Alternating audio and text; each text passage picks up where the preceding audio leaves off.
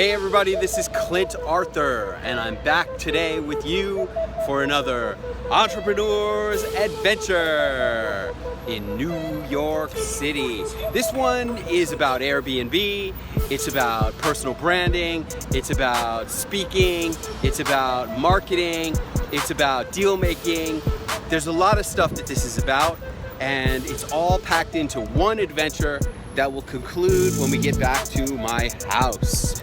So this morning I got an inquiry from somebody on Airbnb who wanted to rent one of my Airbnb listings, and they said they wanted it for a whole month for their father.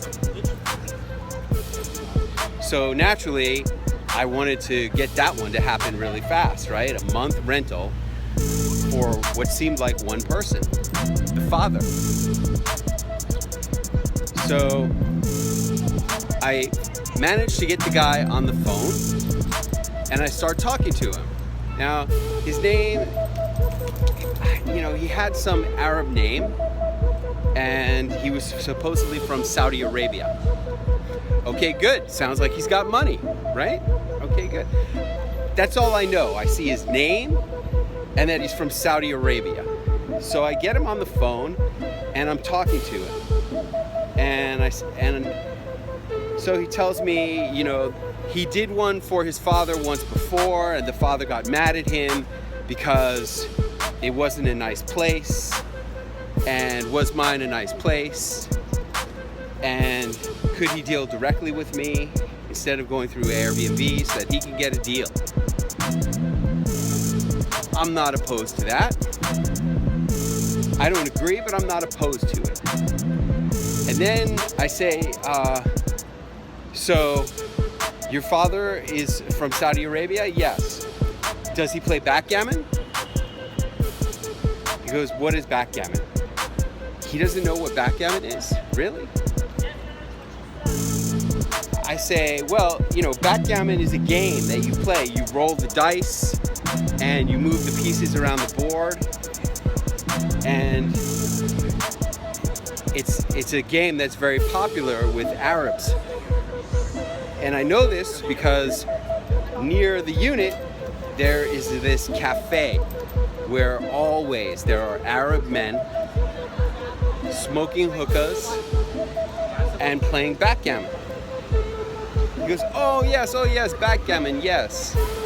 I go, well, there's this cafe. It's just a couple blocks away. They have that. He goes, oh, that sounds nice. All right. So it's weird to me that he doesn't know what backgammon is. Hey, what are you kids online for? What are you online for? Black bear? Cool. Black bear? Black bear. Wow, look at all these kids. Online, black bear. Jeez, they're so nicely behaved. So nicely behaved.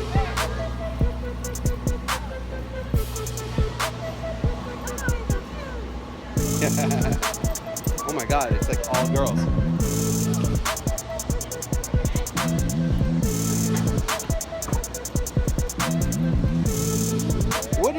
What is this black bear?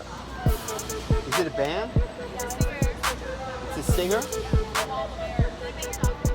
I don't know if she'll let you.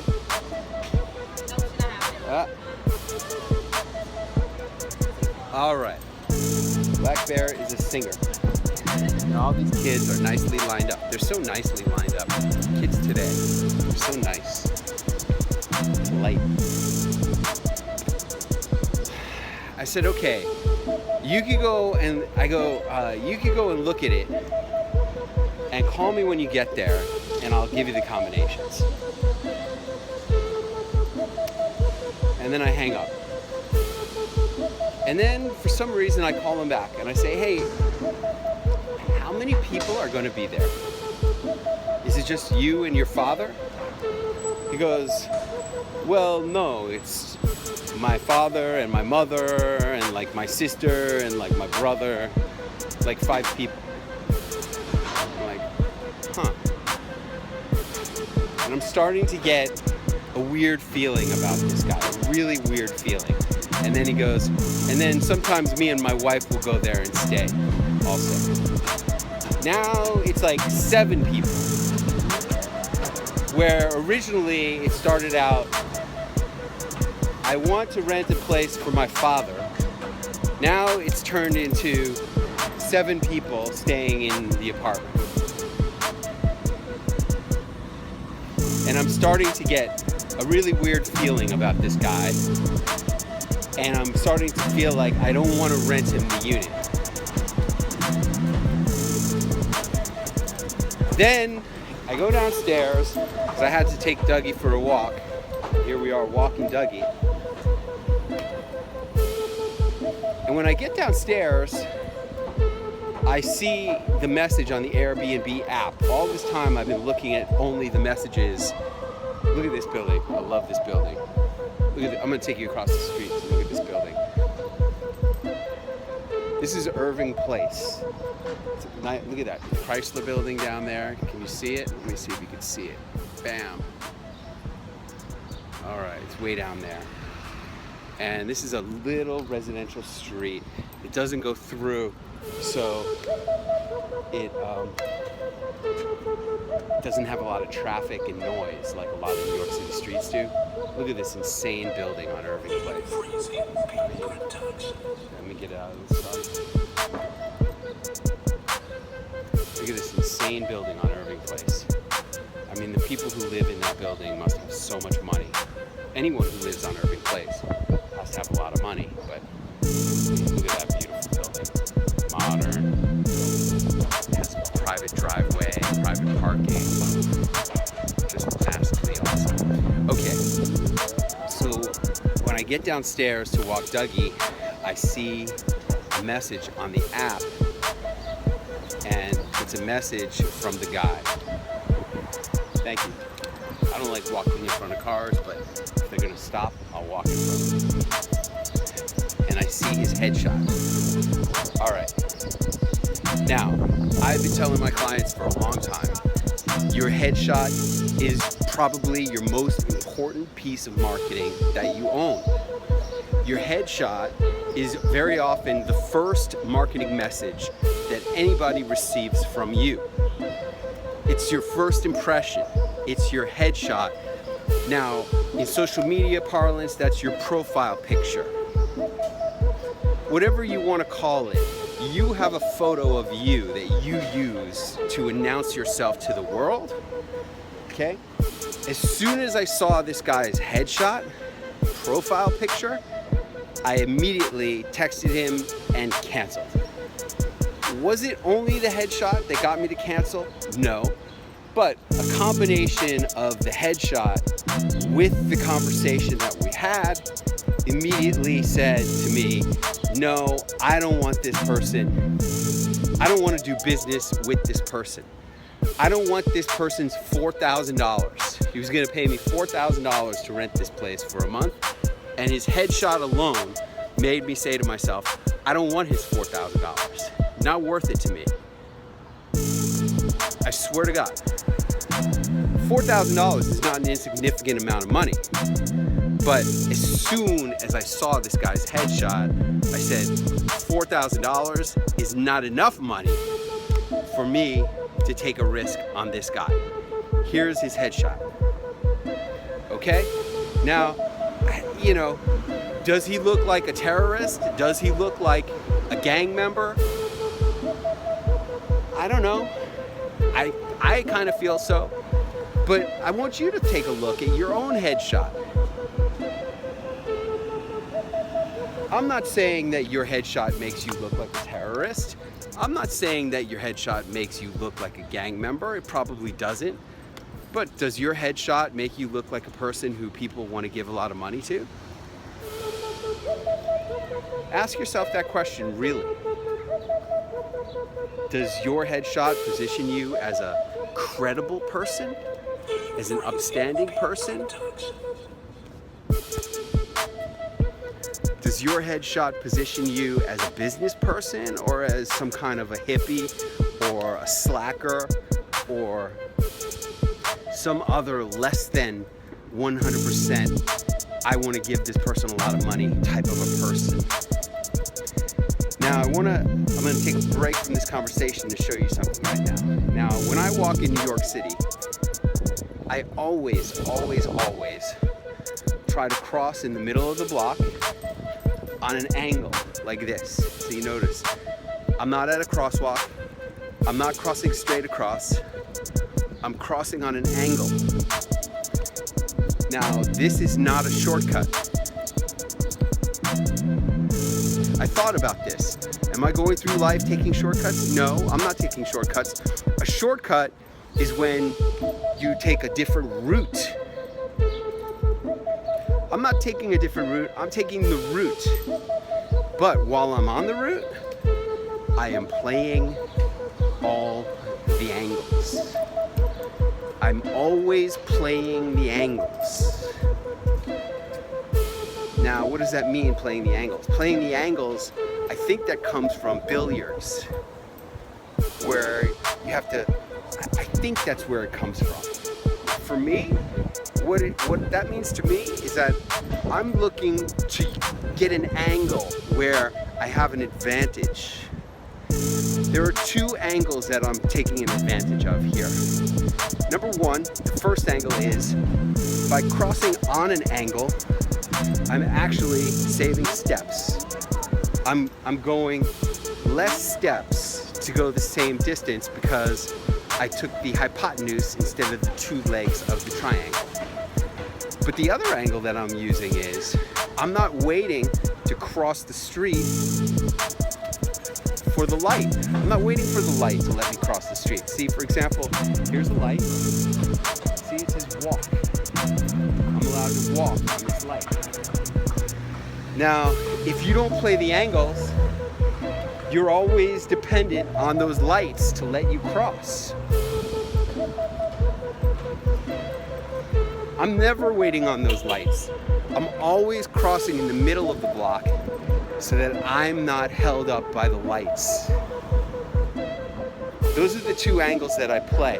And the funny part is that Allie, my wife, she said to me the other day, she said she was late going to a doctor's appointment because of the street lights. Seemed like, this is so funny. She goes, it seemed like every corner I got to, the street light was red and I had to wait to walk. Well, I'm never waiting for those lights because I rarely cross at the corner. I usually cross in the middle of a block on an angle.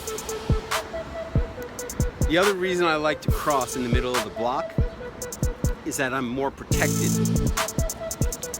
When you're crossing at a corner, you don't know when some crazy nut job is going to come screaming around the corner at 50 miles an hour because he's like trying to race away from the police and run you over. You don't know if that's going to happen. But when you're crossing in the middle of the block, you can see the traffic coming and you can see if it's clear or not.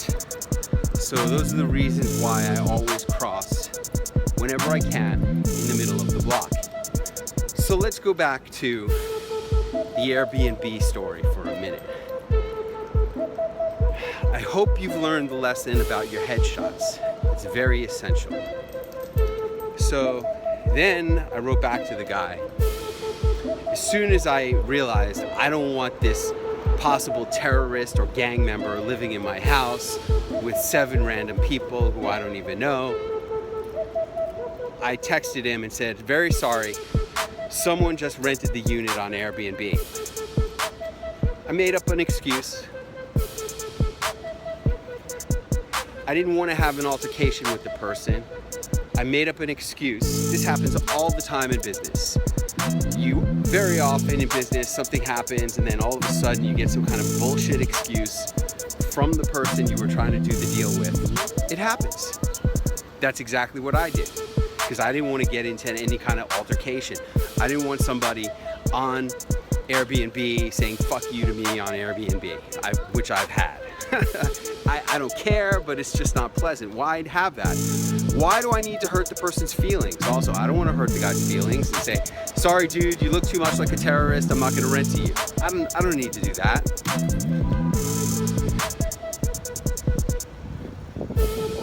So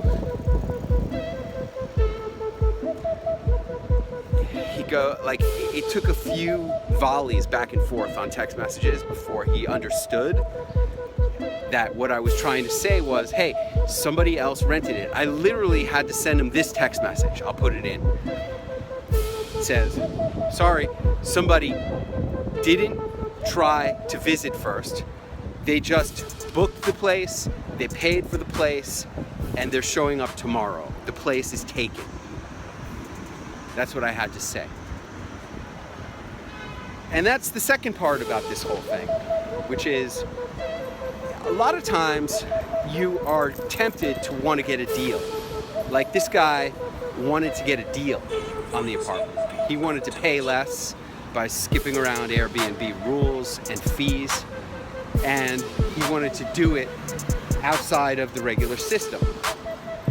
And you know what? I don't really have a problem with anybody who wants to be,